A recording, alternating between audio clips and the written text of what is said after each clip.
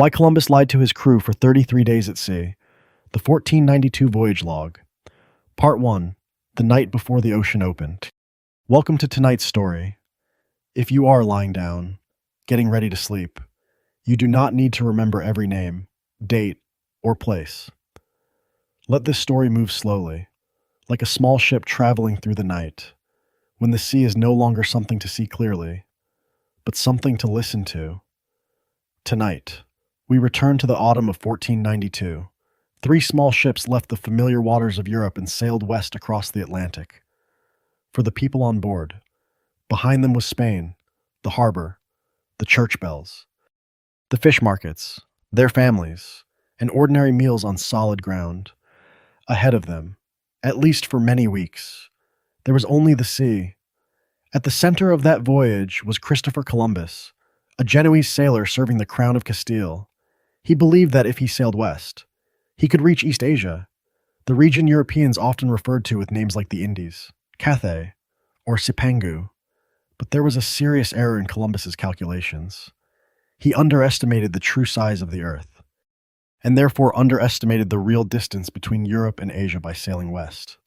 But before land appeared, before the islands of the Caribbean came into view, before Columbus's name became part of world history, there were 33 days in which no certain land was seen. And during those 33 days, Columbus did something remarkable. According to the summarized voyage journal preserved by Bartolomé de las Casas, Columbus kept two reckonings of distance. One number was for himself, to track what he believed was the true progress of the fleet. The other number was lower, and it was the one he gave to the crew. To put it simply, Columbus lied about how far they had traveled, not about treasure, not about a known island, not in a royal court. He lied in the middle of the ocean, to the very men who were living and risking death with him on three small ships, each day. While the sea kept stretching outward without end, he allowed them to believe they had not gone quite so far. That, if necessary, they might still be able to turn back, that the voyage had not yet crossed the boundary of reason. That is the question at the heart of tonight's story. Why would a captain lie to his own crew? To answer that, we need to move slowly. We will not turn Columbus into a flawless hero, and we will not turn the story into a simple judgment either. We will pass through the world of trade, cramped ships, ship's biscuit, water casks, compasses, the North Star, floating weeds, birds in flight, the fear of resistance, and the moment when a man aboard the Pinta saw land in the darkness. So, let your shoulders relax a little, breathe in slowly, breathe out slowly, and let us go back to the end of the 15th century, when a voyage that was meant to find a route to Asia became one of the great turning points in Atlantic history. Part 2. The Hunger for Spices and Spain's Gamble. To understand why Columbus set sail, we should begin not with the sea, but with the European table. In the late 15th century, spices were among the most desired goods in Europe. Pepper, cinnamon, cloves, nutmeg, and many others did more than improve the taste of food. They were tied to medicine, social status, and commercial profit. Before a sack of spices reached Europe, it had passed through many middlemen, many ports, many taxes, and many dangers. The great question for European kingdoms was not only how to obtain spices, but how to get closer to their source. Portugal had chosen a practical route, southward, along the west coast of Africa, one stretch at a time, for decades. Portuguese expeditions measured coastlines, studied winds and currents, searched for natural harbors, and learned how to return by using the great wind systems of the Atlantic. It was slow and expensive work, but it was grounded in experience. Spain, then shaped by the crowns of Castile and Aragon under Ferdinand and Isabella, was also entering a new moment. In 1492, Granada fell, marking the end of the last Muslim-ruled kingdom on the Iberian Peninsula, after years of war. The Spanish court looked outward with new ambitions: trade, prestige, religion, and power. Into this world came Columbus with a proposal that sounded both bold and tempting. If Portugal was sailing around Africa to reach Asia, Spain could sail straight west. Today, the idea of sailing west to reach the east does not sound strange, because we know the Earth is round and we have global maps. But it is important to make one thing clear. Columbus was not trying to prove that the Earth was round. Educated Europeans had known the idea of a spherical Earth for a long time. The real question was not the shape of the Earth, it was the size. Columbus believed the distance from Europe to Asia by sailing west was much shorter than it really was. He relied on old sources, mistaken conversions, and overly optimistic estimates of where Japan, or Sipangu, lay. If the Americas had not stood in the way, his voyage would likely have ended in disaster. 3 small ships could not have crossed the entire Pacific with the food and water they carried. But in 1492, no one on those ships knew that. Columbus had knocked on many doors. Portugal refused him. Scholars doubted his calculations, after years of waiting and pleading. He finally received his chance from Ferdinand and Isabella. That chance came with very specific terms. In the capitulations of Santa Fe, signed in April 1492, Columbus was promised the title Admiral of the Ocean Sea, the offices of Viceroy and Governor over lands he might claim for the crown, and a share of profits from valuable goods. From the beginning, the voyage was tied to trade, power, and possession. This matters if we want to keep a balanced tone. The voyage had an astonishing maritime element, but it was not a carefree adventure.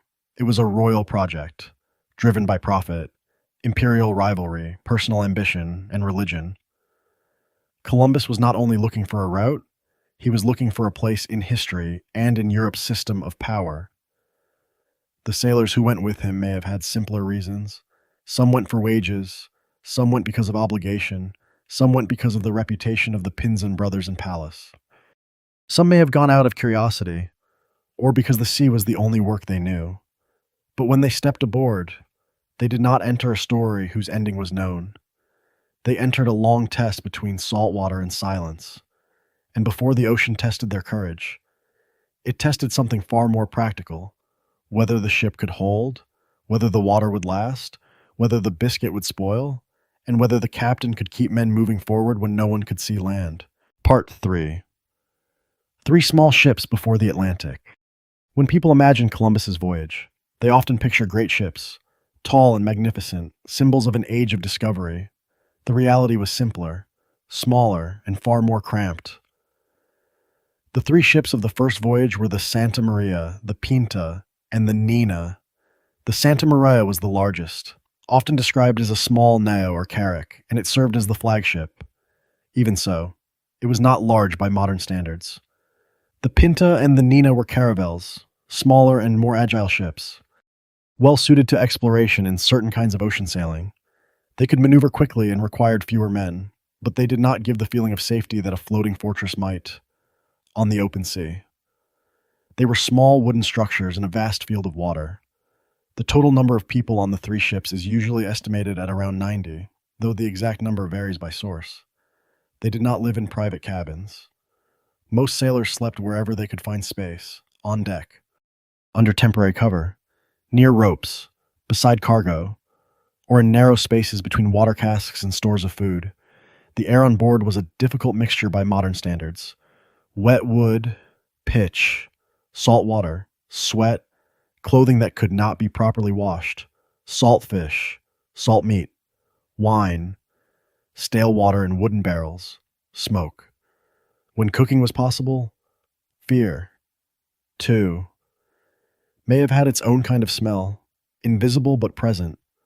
A day on board offered very little privacy. Sailors worked in watches.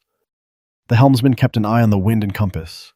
Others tended sails, hauled ropes, repaired damage, pumped water if the hull leaked, watched clouds, studied waves, and listened to the sound of the ship's timbers.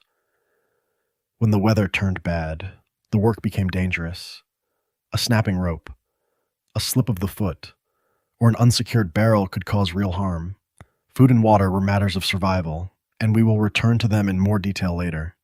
For now, it is enough to remember that on these small ships, every sack of hard bread, every water cask, and every piece of salted fish formed part of the crew's ability to stay alive. Columbus did not sail straight into the open ocean from Pallas. He left port on August 3, 1492, and headed first for the Canary Islands. This stop was crucial.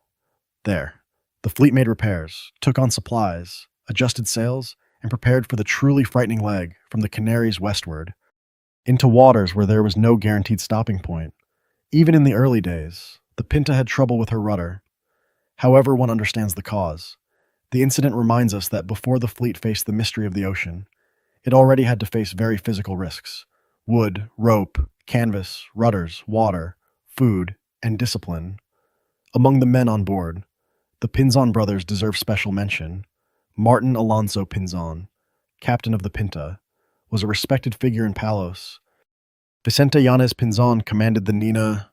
Without their reputation, Columbus may have had a much harder time convincing enough local sailors to join. To the sailors of Palos, Columbus was an outsider. The Pinzons, by contrast, belonged to a familiar maritime network. This created a complicated balance. Columbus had official authority from the crown, but Pinzon had practical authority among sailors. Under normal conditions, those two forms of authority could support one another. But at sea, when fear rose, when decisions had to be made quickly, and when men began to doubt the direction, power did not live only in documents. It lived in trust, and that trust would be tested day after day. Once the three ships left the Canaries on September 6, 1492, from that moment, land slowly disappeared behind them. There was no harbor at the end of the day, no place to buy more bread, more water, or more rope, no shipwright waiting on shore. Only one direction remained: west.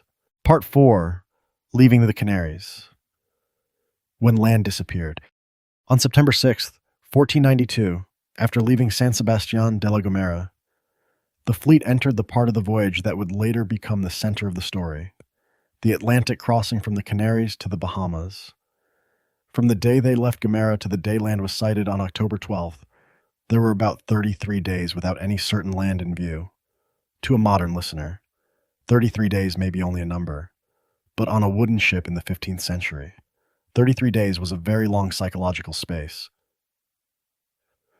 In the first days, everything could still be explained by experience.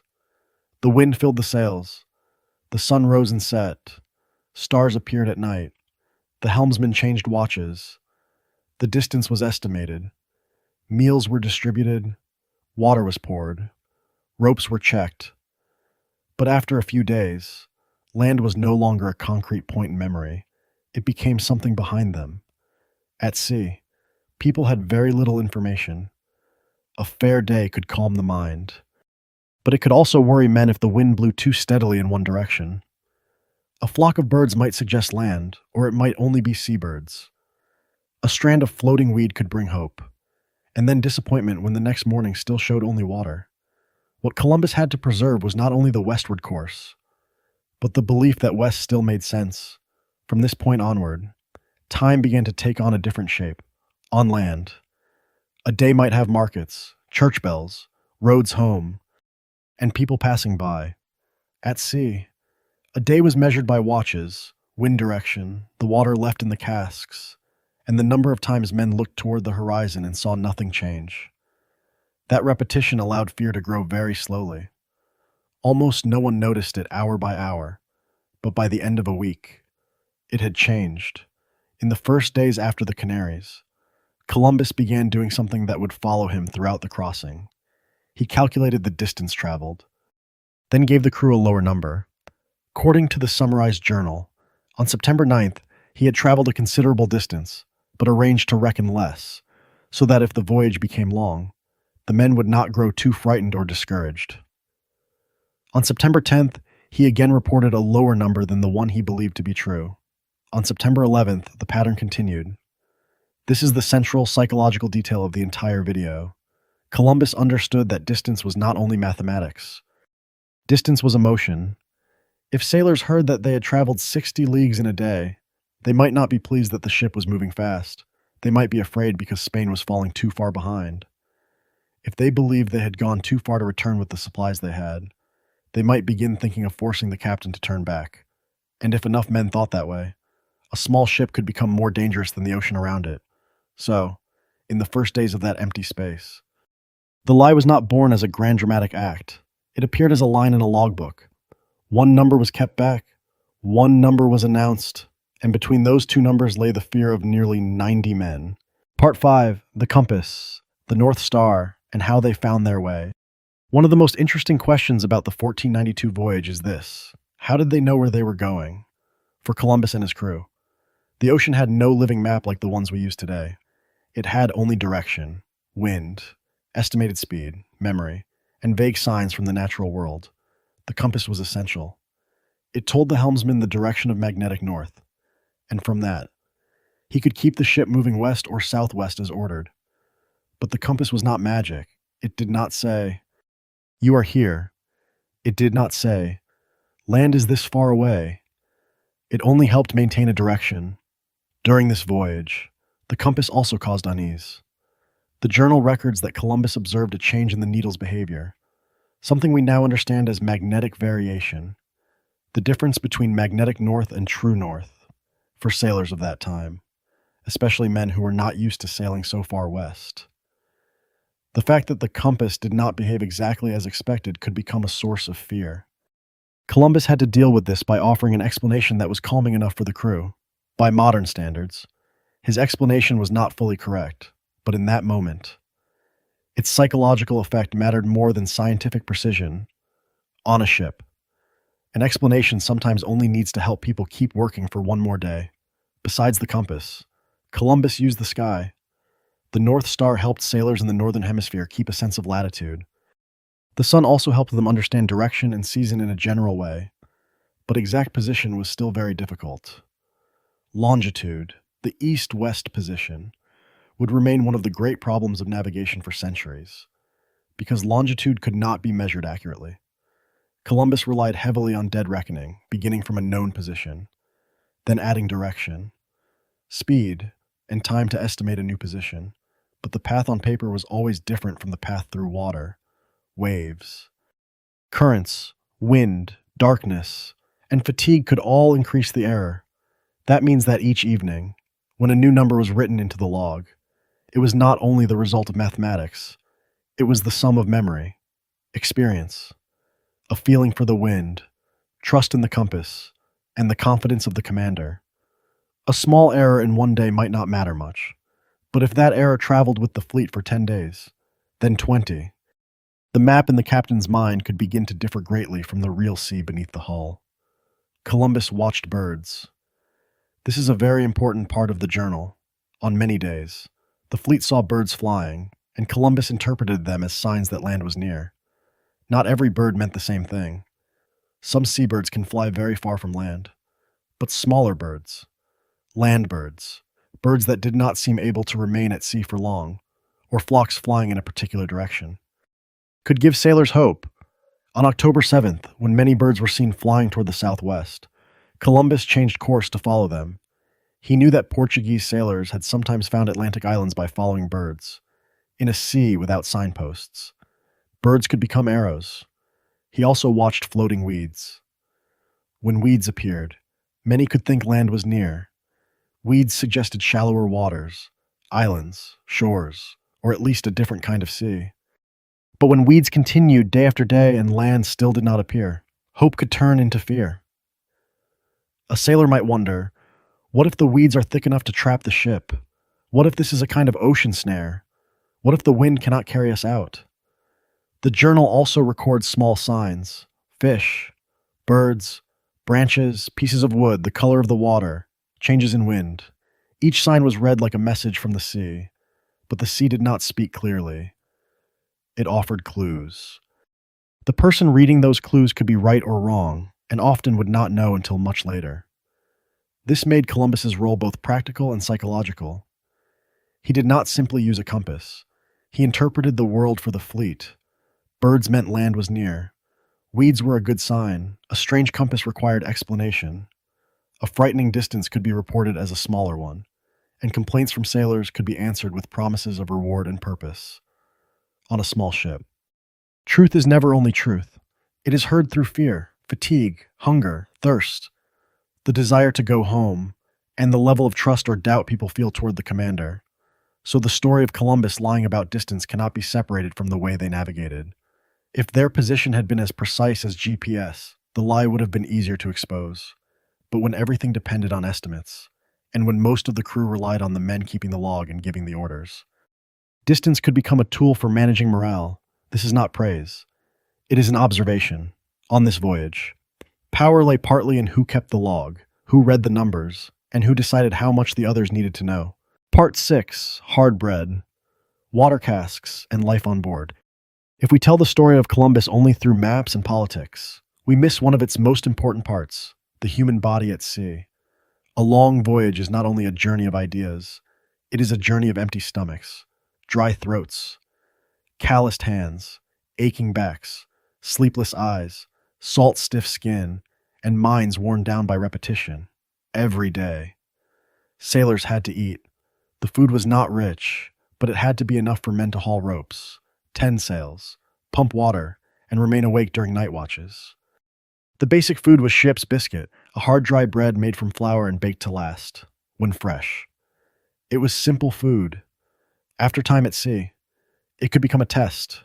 If it became damp, it could soften and mold.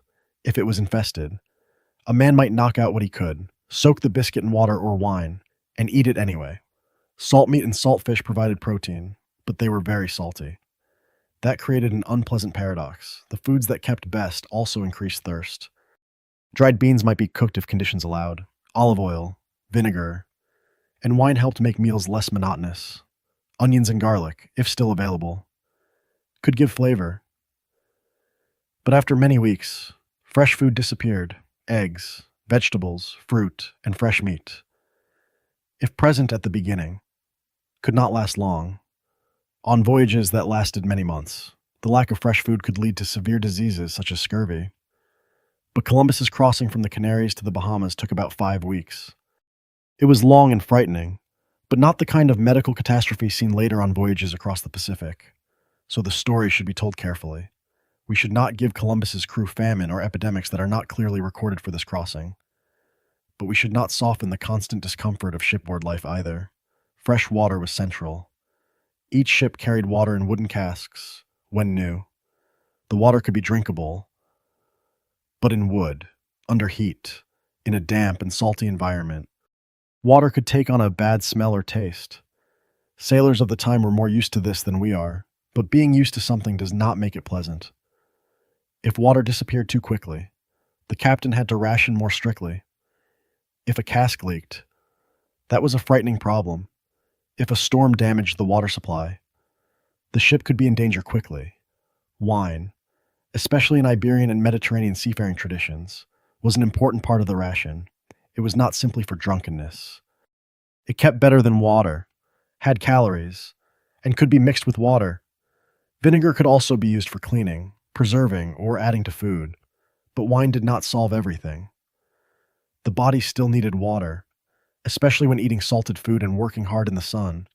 When we ask what they would do if food and water ran out, the answer for this first crossing is they tried very hard not to reach that point before land appeared. They resupplied in the Canaries.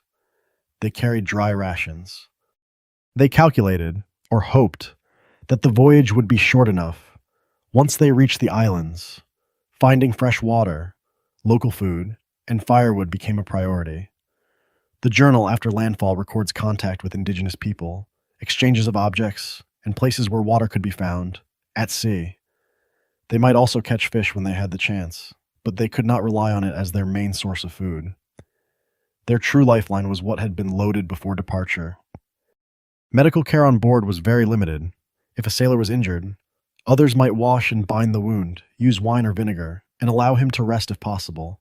If someone had fever, stomach pain, infection, or an unknown illness. 15th century medicine had few effective tools. There were no antibiotics, no understanding of bacteria, and many treatments were based on folk knowledge or the theory of bodily humors. The fortunate thing is that the first crossing did not last as long as the worst fears might have imagined, but that luck was visible only afterward. On day 20, day 25, or day 30, no one knew how much longer remained. Each monotonous meal and each lowering water cask made the question, when will we see land? Feel heavier. And there was another factor, sleep. The listener to this video may be looking for sleep, but the sailors of 1492 did not sleep easily. they slept in watches, with the sound of water, sails, creaking wood, and voices around them. If the wind changed, they could be woken. If there was a sign of land, everyone strained their eyes. If a storm threatened, sleep became a luxury. The cramped space also made conflict easier. A harsh word, a ration thought unfair, an exhausting watch, a change of course, a rumor about the compass. Any of these could become a spark. The ship was the whole world. So when Columbus reduced the distance he reported, he was not only reducing a unit of measure, he was reducing pressure inside a closed space. He knew that if the sailors believed they had gone too far, everything else would become harder to bear. The biscuit would be harder to swallow. The water would smell worse. The wind would seem more suspicious. The compass would become more frightening. Men would look at one another and wonder who would be the first to say that they had to turn back. This is where the story of survival and the story of leadership meet. A voyage does not collapse only because food is short. It can also collapse because men stop believing the food that remains will be enough to bring them somewhere alive. Part 7. Two numbers. The secret in the voyage log. Now we return to the detail that gives this video its title. Columbus lied to his crew. The word lied can sound strong. In historical context, some modern scholars may argue that the issue is more complex, involving different kinds of leagues or the way Las Casas summarized the material. But in the common reading of the Diario tradition, the detail is clear. Columbus reported a shorter distance to the men so they would not panic if the voyage grew long. Since this is a history story for a general audience, we can say that. While also adding a careful note, the original journal is lost, and we know the story through the summary and copy made by Bartolomé de las Casas. The detail appears very early after leaving the Canaries. On September 9th, 1492, according to the summary, Columbus had traveled a considerable distance and deliberately reckoned less.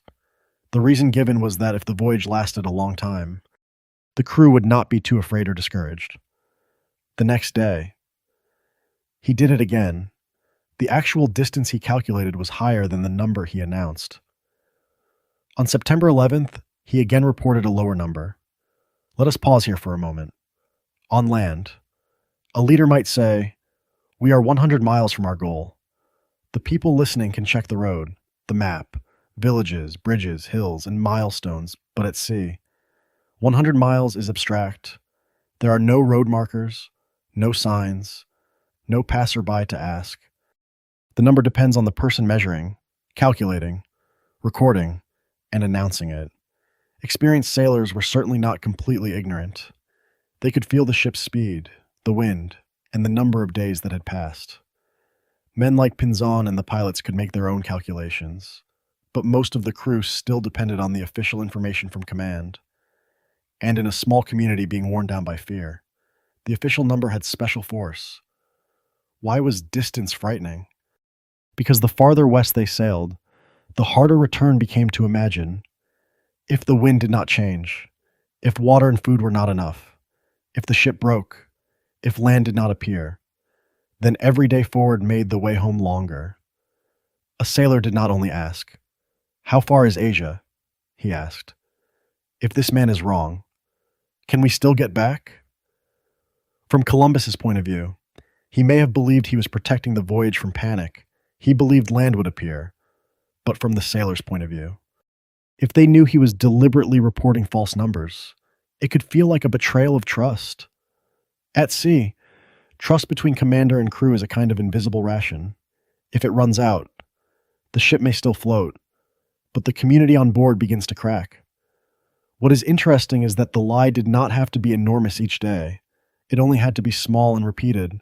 One day, a few leagues less, another day, more, after a week. The difference became a psychological buffer.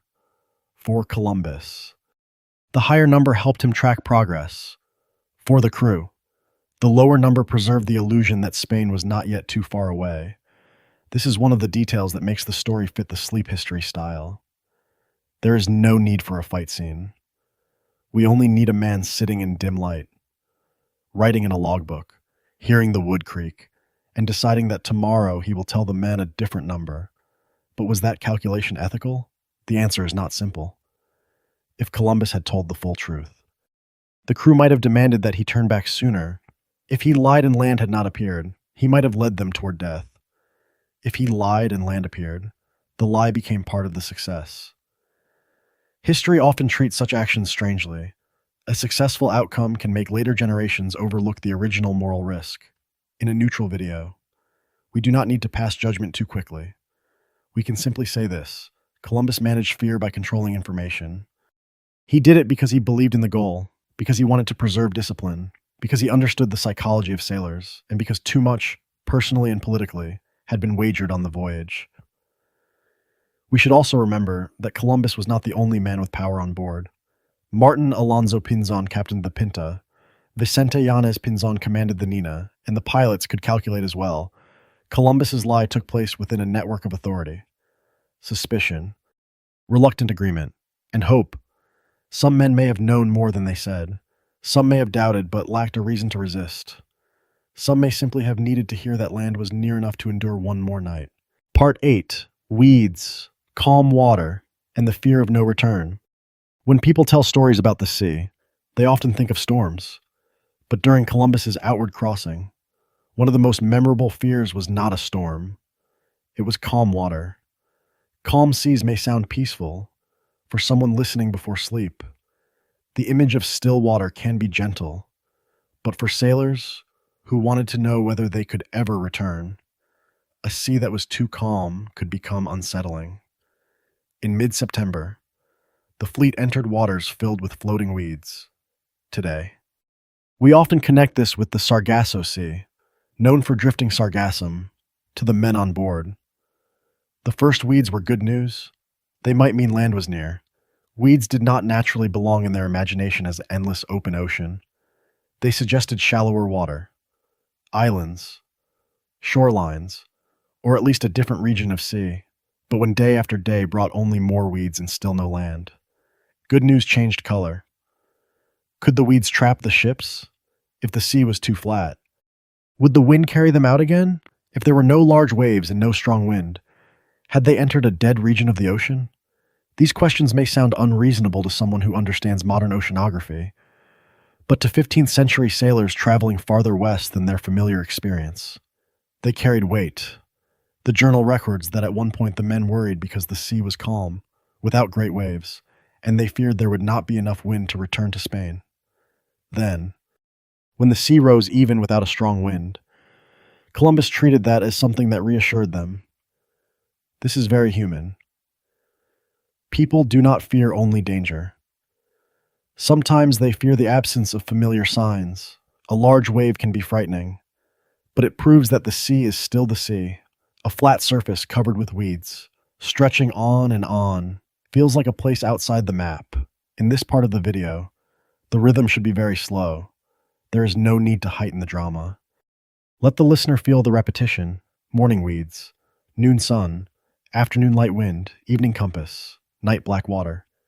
And then, the next morning, more weeds. Each day, Columbus recorded signs. They saw birds. They saw fish. They saw seaweed. They noticed differences in the water. Everything was folded into a story of hope. Land is near, but land did not appear. That delay increased the pressure. If there had been no signs at all, despair might have come earlier.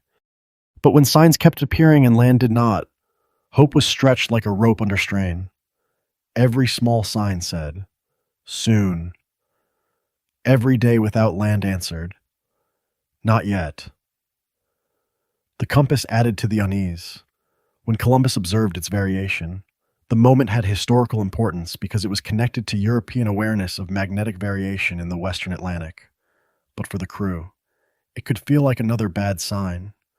They had entered strange waters, strange weeds, strange winds. Now even the compass seemed strange. Columbus had to turn frightening signs into acceptable ones. This was an important part of leadership at sea. A commander did not only give orders, he told the crew a story about what was happening. One story could be, we are lost. Another could be, we are on the right course. And the signs show that land is near. Columbus chose the second story, because if he chose the first, The voyage might end. In the journal. Signs of land appear more often as the fleet drew near. There were birds, fresher weeds, pieces of wood, and floating objects that seemed connected to land. But even before those final signs, the men lived for many days in a gray zone between science and hope, experience and imagination. This is the gray zone the video should explore, not cheap superstition, but the psychology of people without enough information. And each evening, if Columbus continued to report a lower distance, the crew could sleep with the thought that they had not gone quite so far. That may not have made them happy, but it may have helped them avoid open resistance the next morning. Part 9, October 10th, when the men wanted to stop. By early October, the fleet had gone farther than many sailors could have imagined when they left port. They did not know that land was only a few days away. To them, ahead was still only sea. This was the most tense psychological part of the voyage. On October 7th, they saw many birds. Columbus changed course to follow their flight, because he believed the birds might lead to land. The decision shows that he was not simply following a rigid line, but it also shows how much the voyage depended on uncertain signs. On October 10th, the pressure broke open. According to the summarized journal, the men could endure no longer and complained about the length of the voyage. Columbus had to encourage them, remind them of possible rewards, and insist that he must continue until he reached the Indies. In some popular tellings, this moment becomes a mutiny or near mutiny. The source shows serious dissatisfaction. The exact degree of mutiny should be described carefully. In a neutral voice, we can say this. October 10th was the crisis point. The crew no longer kept fear silent. They expressed resistance. They wanted to know when the voyage would end. They wanted to know why they had to keep going. They wanted the right to survive to be greater than one man's ambition. Columbus was in a very difficult position. If he gave in, the voyage might turn back just before success. If he pushed too hard, resistance could grow.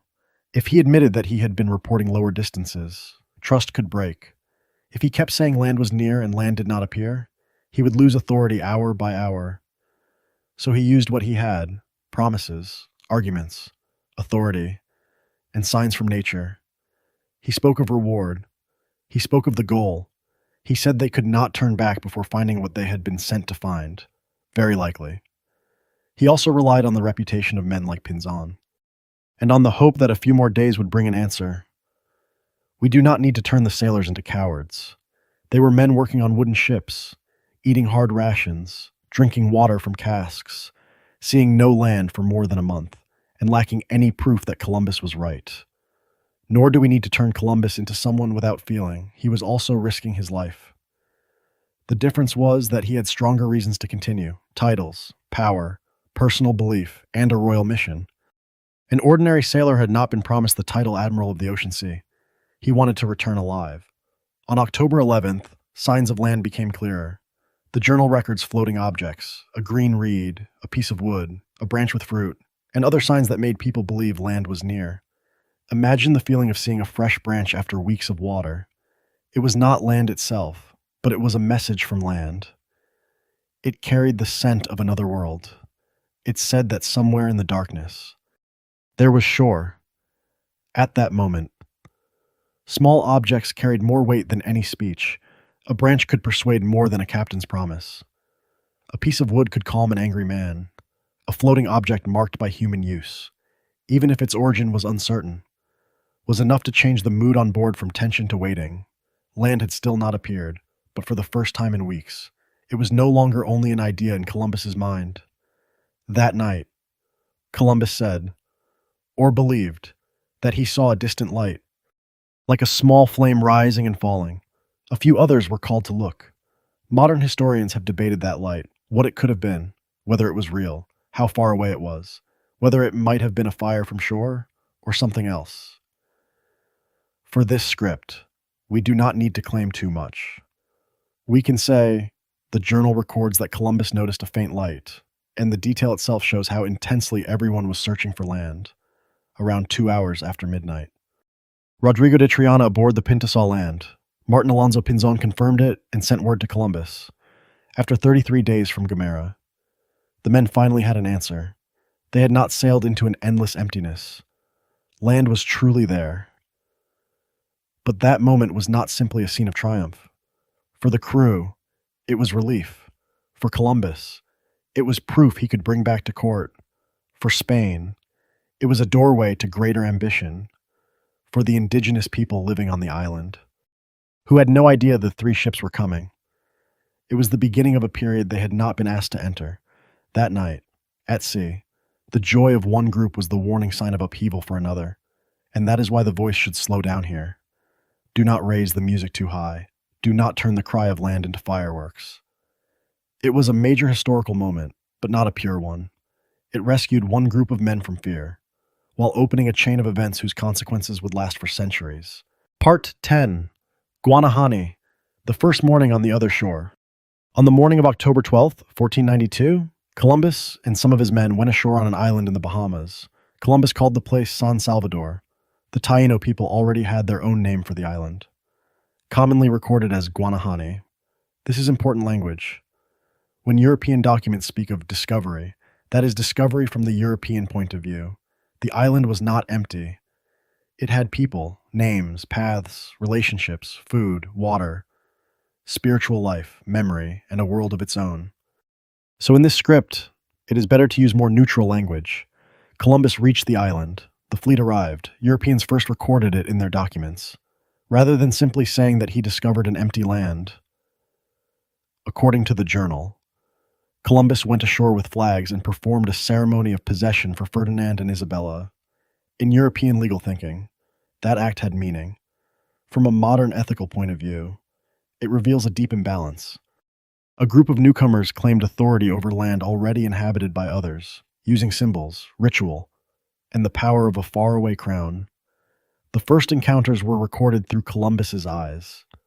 He described the indigenous people with curiosity, sometimes with admiration for their appearance and friendliness, but he also quickly viewed them through the lens of use.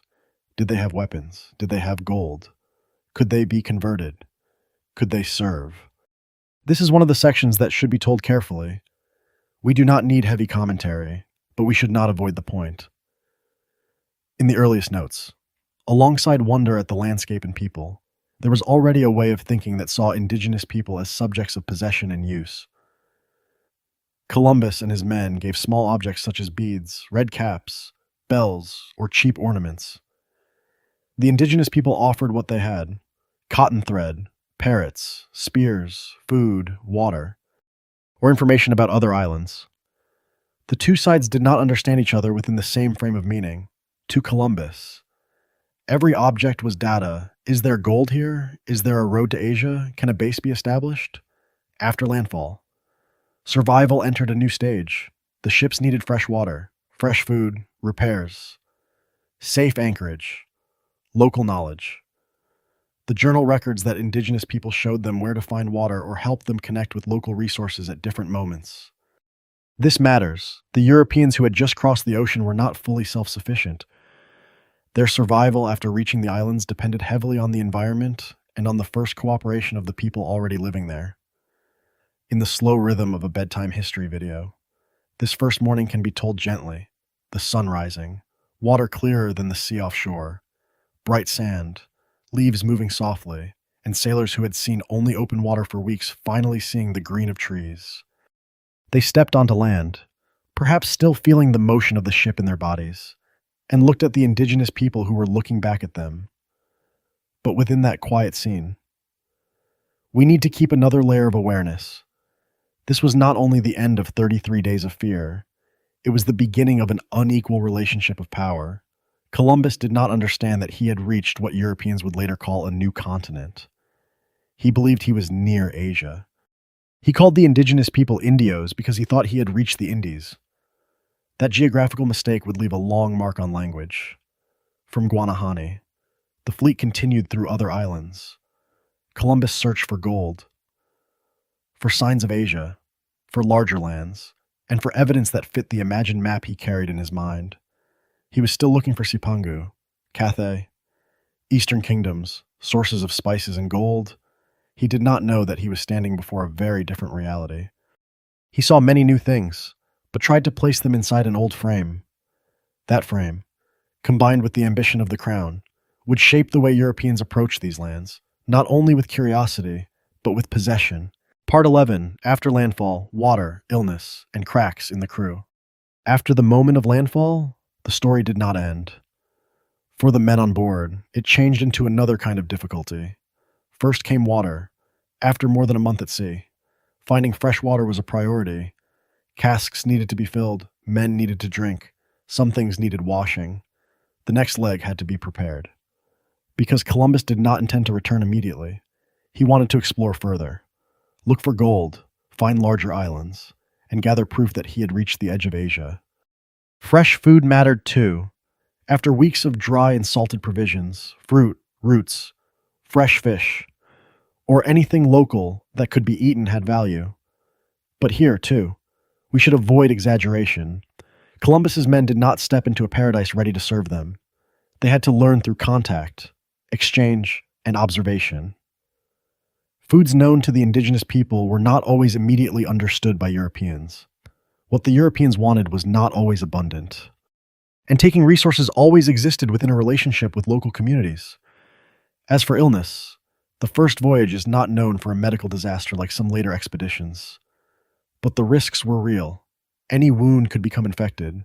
Any fever was worrying. Sailors worked with bare hands and feet, rough ropes, damp wood, and sharp tools. Salt damaged the skin. Sleep was short. Food was monotonous. Strength could decline if someone became ill. Treatment was limited by pre-modern medicine. Rest, if possible. Wine, vinegar, herbs, bandaging, prayer, perhaps methods based on humoral theory. But many illnesses could only be endured while the body tried to recover. At sea, a sick man had no real hospital bed. He lay in a cramped space, surrounded by the sounds and smells of the ship. Another issue was internal relations. After land appeared, the fear of dying in the open ocean decreased, but ambition and disagreement could grow. Columbus wanted to prove success. Pinzon had his own reputation. Later, while exploring around Cuba and Hispaniola, Martin Alonso. Pinzon separated the Pinta from the fleet for a time, which the journal presents as an act that angered Columbus. This event shows that the expedition was not a perfectly united group. Then came the greatest loss of the voyage, the grounding of the Santa Maria. On Christmas night, into the early morning of December 25th, 1492, the flagship Santa Maria ran aground off Hispaniola. According to the journal, the incident involved night watch and negligence, though the details can be interpreted in different ways. Whatever the exact cause, the result was clear. The largest ship could not continue. The loss of the Santa Maria was a serious blow. They lost not only a ship, but storage space, a symbol of command and part of their safety. Columbus used timber from the wreck to build a small fort called La Navidad, meaning Christmas. About 39 men were left behind on Hispaniola with goods, weapons, and the hope that they could maintain a presence until Columbus returned. From a European point of view, La Navidad was the beginning of settlement. From an indigenous point of view, it was the long-term presence of armed strangers with ambition. What happened later, when Columbus returned on his second voyage and found the fort destroyed, belongs to another chapter, more complicated and painful.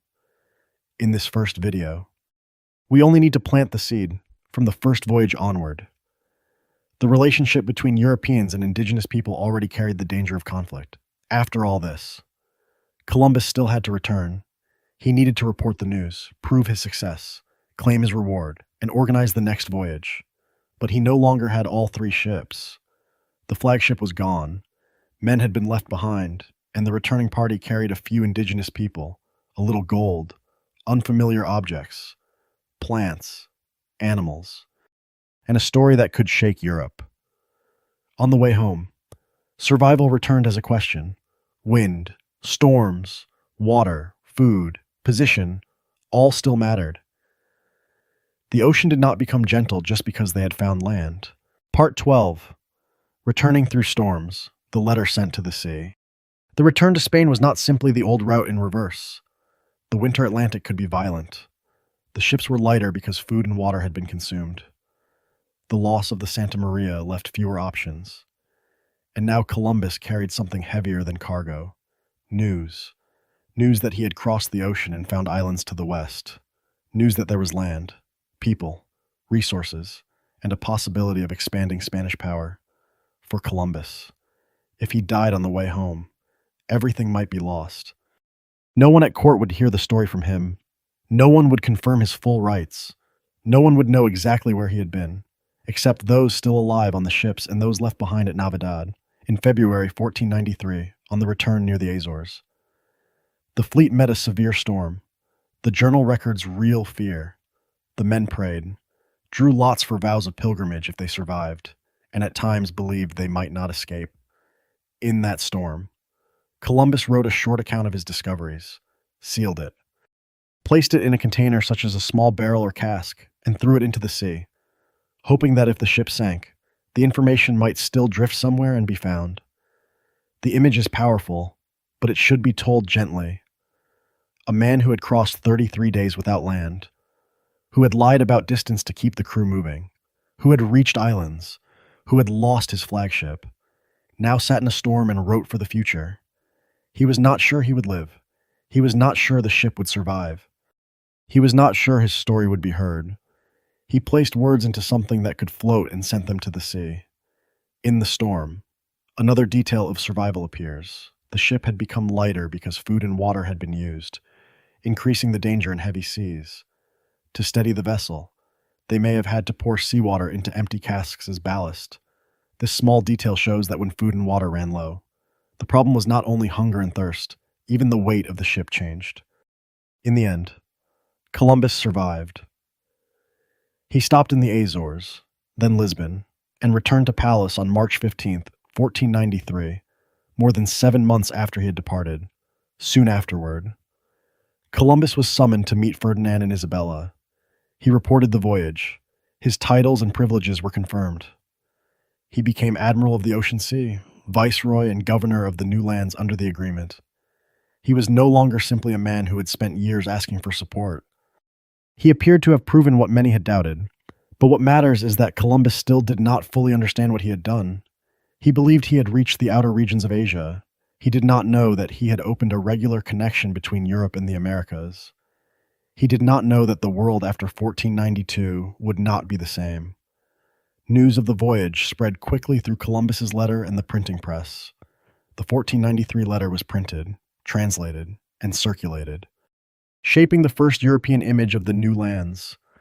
The voyage continued in print, in court, in commerce, in colonial planning, and in the larger fleets that followed. For ordinary sailors, the rewards varied: wages, local reputation, stories to tell, perhaps some sheriff promised, but they also returned with bodies that had passed through a strange experience. 33 days of looking at the sea without knowing whether they would ever come home. For Columbus, the reward was much greater. But that glory did not remain stable forever. In later years, he became entangled in colonial administration, complaints, and conflict.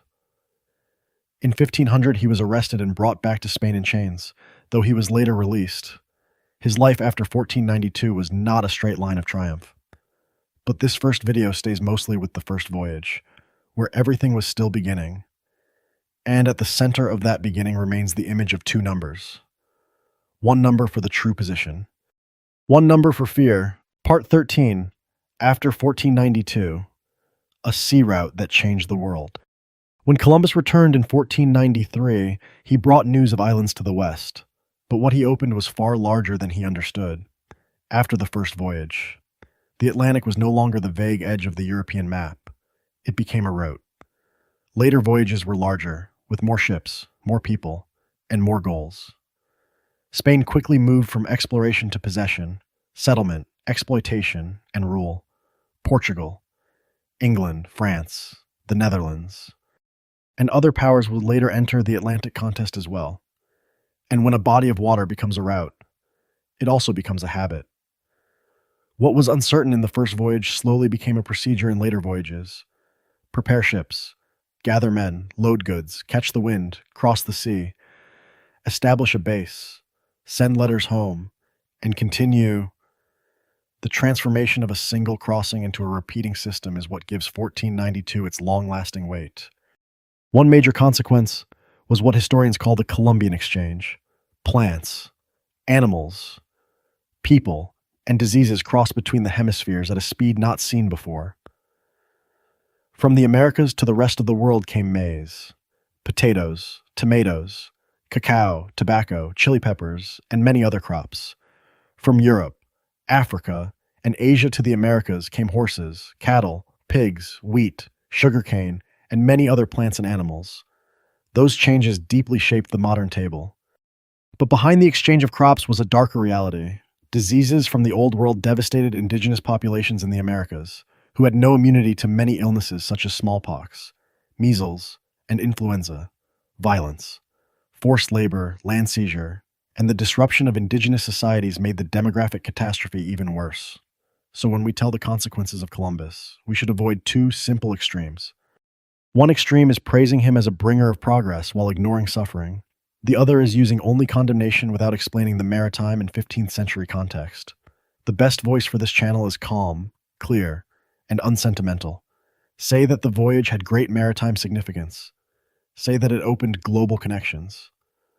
And also say that those connections were built through colonial possession, violence, and immense loss for indigenous people. The first voyage was like a door opening. The person who opened it could not see the whole room beyond. But after the door opened, many forces passed through.